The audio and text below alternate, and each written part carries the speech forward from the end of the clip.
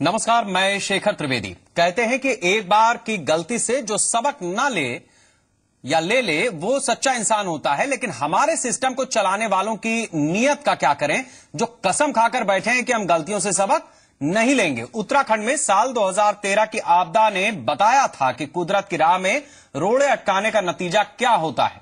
बावजूद इसके कोई सबक नहीं लिया गया। हरिद्वार समेत लगभग पूरे उत्तराखंड में पहले से जारी अवैध खनन ने गंगा का इकोसिस्टम बिगाड़ कर रख दिया। जी संगम की मुहिम के बाद इस मामले में उत्तराखंड सरकार ने कदम तो उठाए हैं, मगर इतने नहीं कि खनन माफिया के हौसले पर लगाम लग सके। अब सवाल यह कि आखिर कब तक चलेगा अवैध खनन का यह काला खेल? आखिर क्यों सरकारी आदेशों और कोशिशों के बाद भी इस कारोबार पर लगाम नहीं लग पाती? आज चर्चा इसी पर।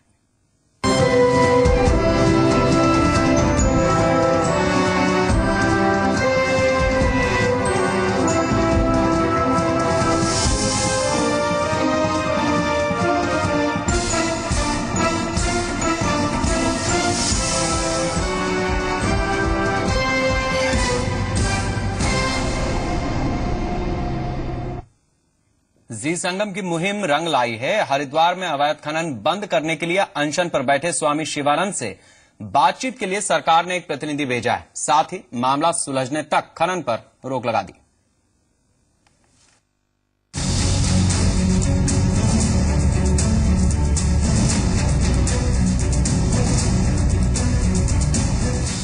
ये तस्वीरें उस आपदा की हैं जिसकी याद आज भी रोंगटे खड़ी कर देती है।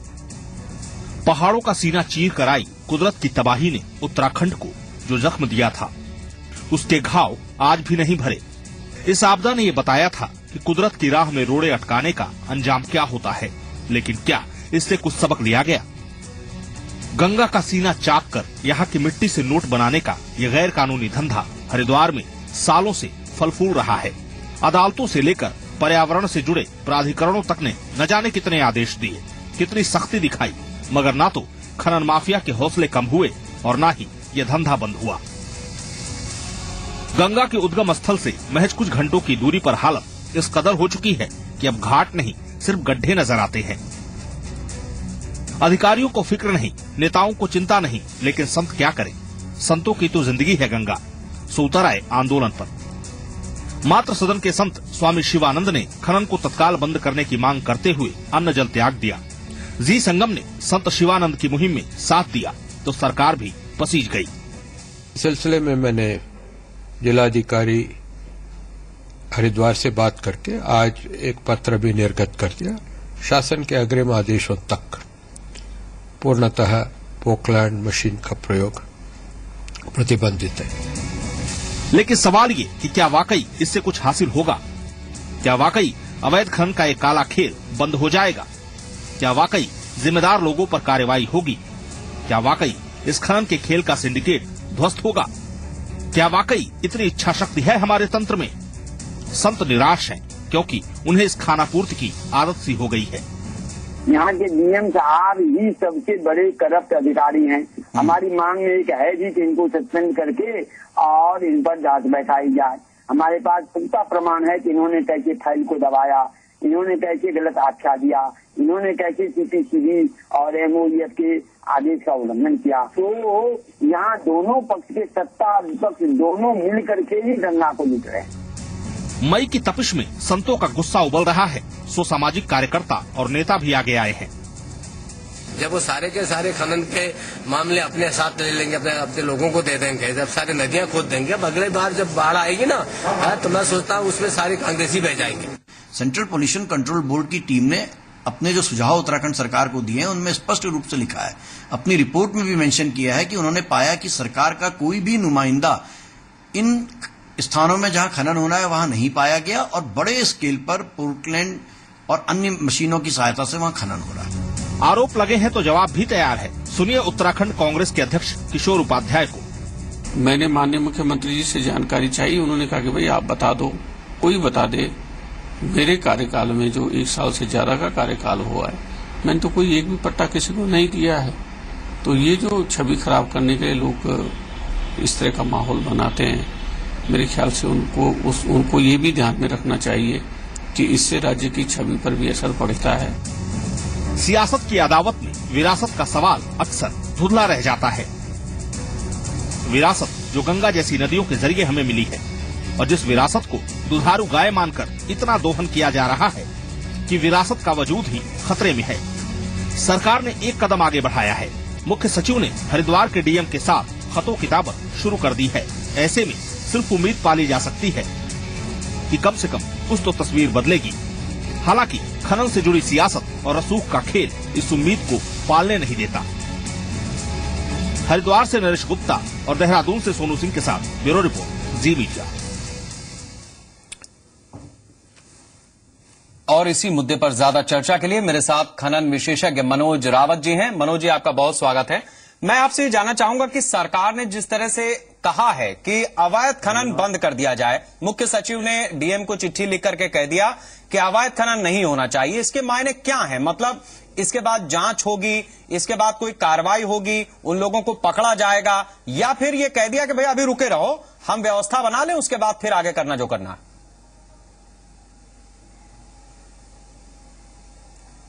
देखिए शिखर जी, जो हरिद्वार के संदर्भ में अवैध और वैध खनन की बात चल रही है और जो अभी आपने दोहराया कि ये कांग्रेस के अध्यक्ष श्री किशोर उपाध्याय जी ने बोला कि उनका दावा है कि हरीश रावत जी के कार्यकाल में कोई भी खनन का पट्टा स्वीकृत नहीं हुआ है, तो हरिद्वार में जो खनन की राजनीति है वैध की तो बिल्कुल भी नहीं है। पूरी की पूरा का पूरा खनन आज के दिन अवैध ही होता है, क्योंकि सरकार के अनुसार हरिद्वार में आज के दिन न तो किसी वन भूमि पर, न किसी राजस्व भूमि पर और न किसी निजी भूमि पर खनन का पट्टा दिया गया है। जब न तो राजस्व भूमि पर खनन का पट्टा दिया गया है, न वन भूमि पर खनन का पट्टा है और न ही निजी नाप भूमि पर खनन का पट्टा है, और अगर एक भी ट्रक खनन वहां से सामग्री निकल रही है तो इसका मतलब वो सब की सब अवैध है।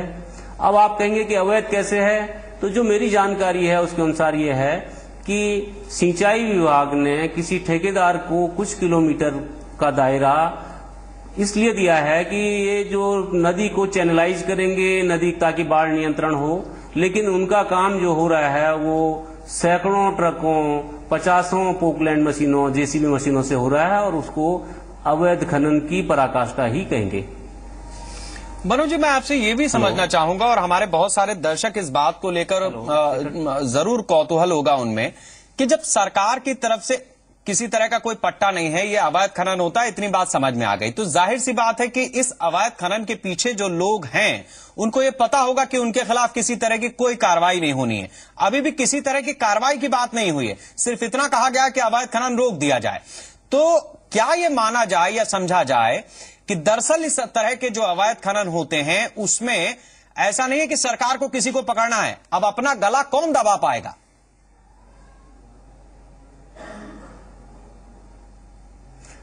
देखिए, जो ये अवैध खनन को कानूनी जामा पहनाने के लिए ही नदी के को चैनल, उसका नदी की धारा का उसको सही करना, बरसात में जो मलबा आया है उसको हटाना, ये सब नाम दिए जाते हैं।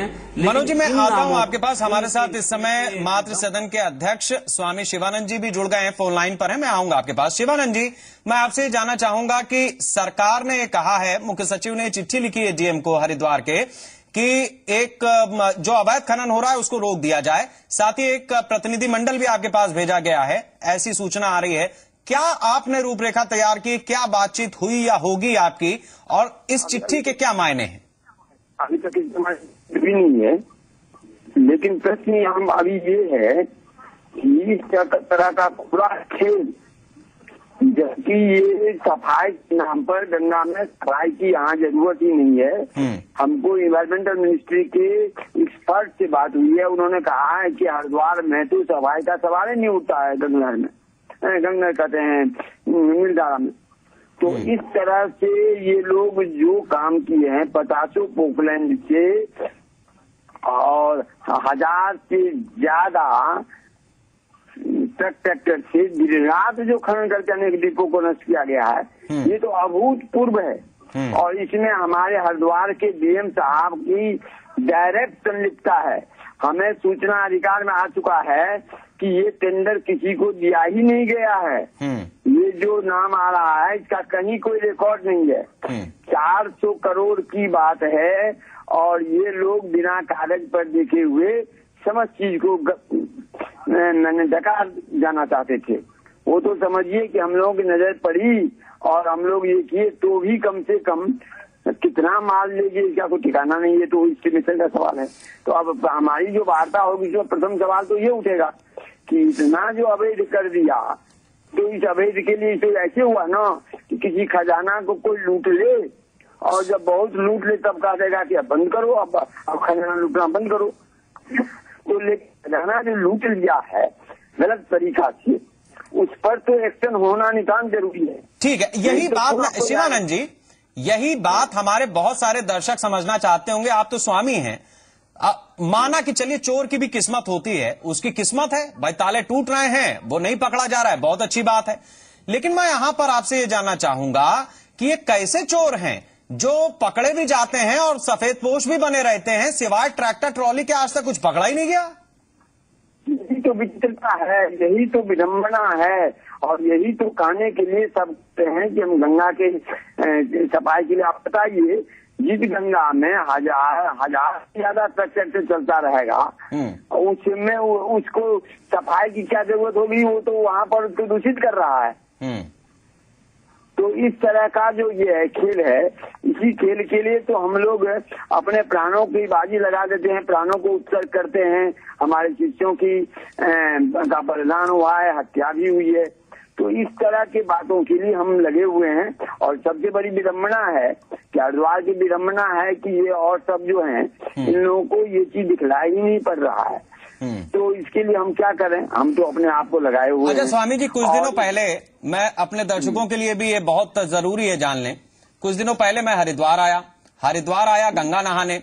गंगा में नहाने के लिए जब मैं उतरा तो बजाय इसके कि नदी में जाकर के आराम से स्नान हो पाता, मुझे लोटे से स्नान करना पड़ा। तो ये तो स्थिति है गंगा की। फिर कहा गया कि गंगा साफ हो रही है।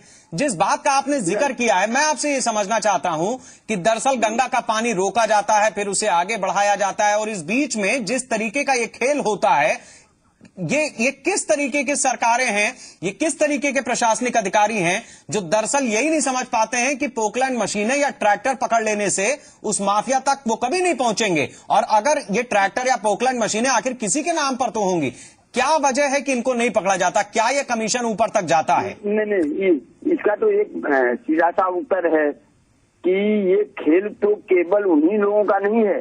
नीचे एक सिपाही से लेकर के ऊपर तक और नीचे एक छोटे अधिकारी से लेके ऊपर तक सबको जा रहा है। और भारतवर्ष क्या की दुर्दशा है, विडम्बना है कि यहाँ के लोग बड़े बड़े देश के लिए किए गए बड़े बड़े बलिदान को भुला चुके हैं और अपने निजी स्वार्थ के लिए देश की बड़ी से बड़ी संपदा को लुटाने के लिए आमदा। ऐसी विडम्बना है हमारे देश की। तो ऐसे हालत में तो शुभ चिंतन तपस्या से ही कुछ लोगों की बुद्धि में सुधार होगा और कुछ लोगों को बुद्धि में सुधार होगा तो धीरे जन जागरण होगा। लेकिन विडम्बना बहुत ही विचित्र है और सबसे बड़ी इस समस्या में सबसे बड़े दोषी हमारे हरिद्वार के डीएम हैं, क्योंकि इनसे पहले सेंट्रल पैंडियम थे, उन पर भी इतना दबाव पड़ा था लेकिन उन्होंने इस काम को नहीं किया। स्वामी जी देखिए, जो डीएम है, एसडीएम है, एडीएम है, तहसीलदार है, ये सब जो हैं ये तो मोहरे हैं, पुतले हैं, ये सब उस तरीके के जो इशारों पर नाचने वाले हैं। मैं आपसे चाहूंगा कि आज हमारे इस कार्यक्रम में आप उन नामों का खुलासा करें दरअसल जिनको जनता बड़े भरोसे से चुनती है। या तो जनता के द्वारा वो चुने जाते हैं और अगर नहीं भी चुने जाते हैं तो फिर जनता के चुने हुए ऐसे नुमाइंदे ऐसे लोगों पर अपना न सिर्फ हाथ रखते हैं बल्कि कमीशन भी खाते हैं और पब्लिक को बेवकूफ बनाते हैं। इसमें मैं कह रहा हूं कि इसमें दोनों पार्टी चलते हैं, सत्ता और विपक्ष। सत्ता पक्ष में आप जानते हैं कि हमारे जो रंजीत रावत जी हैं, हरीश हामिद जी हैं, इनका पूरी कंट्रोल यहाँ पर है, जिसका कि मेरे पास प्रमाण भी है। और विपक्ष में आप आज ही देखिए, जब बंद हुआ तो आक्रोश किसको जगह है तो निचंद जी को और ईशानंद जी को। ये दोनों आकर के मीटिंग भी किए हैं कि खनन होना चाहिए।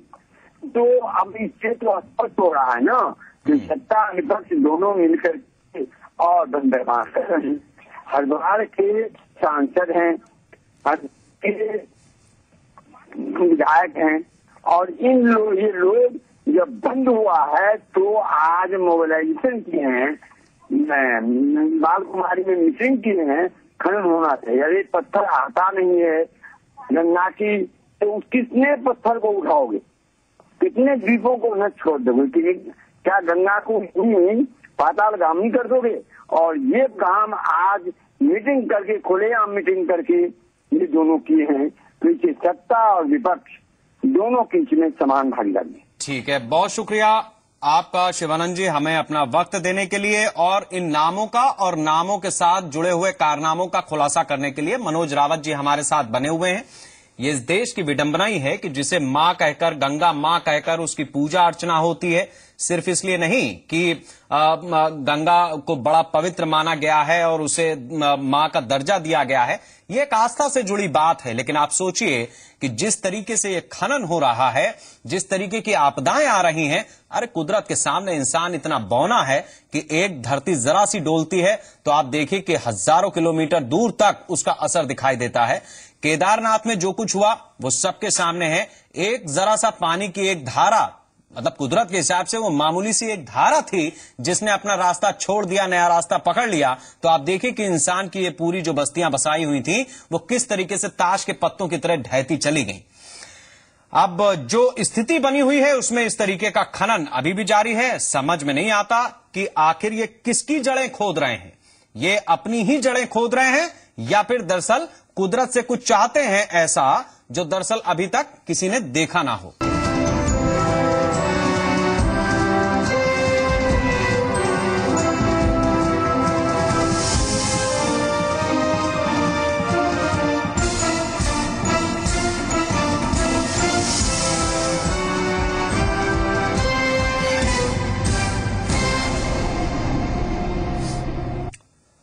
हम चर्चा कर रहे हैं इस तरह के अवैध खनन पर, जिस पर दरअसल हरिद्वार में उत्तराखंड सरकार ने एक कार्रवाई की, जिसमें मुख्य सचिव ने डीएम को पत्र लिखा कि भाई हरिद्वार में जो अवैध खनन हो रहा है उसे बंद कर दिया जाए। मनोज रावत जी हैं हमारे साथ, खनन विशेषज्ञ हैं। मनोज जी, मैं आपसे ये जानना चाहूंगा कि लंबे समय से मैं देख रहा हूं कि अवैध खनन की जब खबरें आती हैं तो ट्रैक्टर पकड़े जाते हैं, ट्रॉलियां पकड़ी जाती हैं, कभी कभार कुछ मजदूर पकड़ लिए जाते हैं, पोकलैंड मशीनें पकड़ ली जाती हैं, लेकिन इससे आगे हमने कभी नहीं पाया कि भाई ये किंगपिन था, ये पकड़ा गया, अवैध खनन ये करता था, ये शख्स है जिसके इशारे पर यह काम होता था, आज ये पकड़ा गया। क्या ऐसे लोग नहीं हैं? ये अवैध, ये ट्रैक्टर ट्रॉली वगैरह ये सब खुद चल करके चली आती हैं क्या? मैं आपसे जानना चाहूंगा कि जब ये ट्रैक्टर ट्रॉली पकड़ी जा सकती हैं, पुलिस मामला दर्ज करती है, तो आखिर उस शख्स तक वो क्यों नहीं पहुंचती दरअसल जो इसके लिए जिम्मेदार